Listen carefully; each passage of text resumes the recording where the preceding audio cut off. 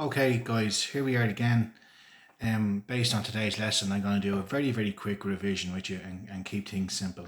Okay, so we have apples, bananas and cherries, and we're going to represent them with the letters A, B and C. An apple is worth 10 cents, the banana is worth 20 cents and the cherries are worth 30 cents.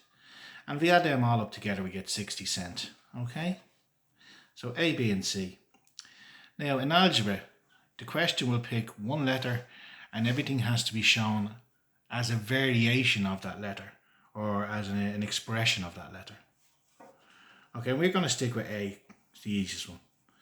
So the cherries are worth 30 cents.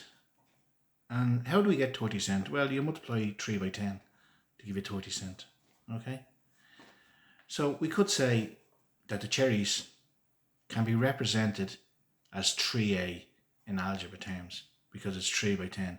The cherries are 30 cents, the apples are 10.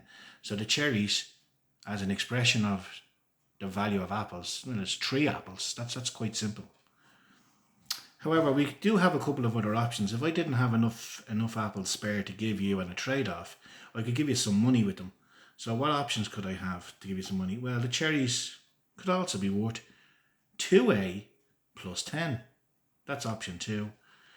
And then you could also say, if I was the apple farmer and I've only got one spare apple to trade, if I want to get some cherries, I'm going to have to give you A plus 20 as option 3. Okay. Now, what else could we do? Let's look at the banana. In terms of an apple, that's simply A plus 10. So if I now want to trade with a banana farmer, I have to give him a spare apple plus 10 cents. Okay. Or indeed I can give him 2 apples and I'll get a banana. Okay. Could we do something? Could we express an apple in terms of B? Yes, we could. We could say an apple is equal to half of B.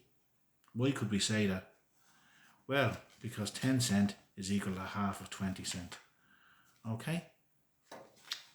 And that's it. We're done.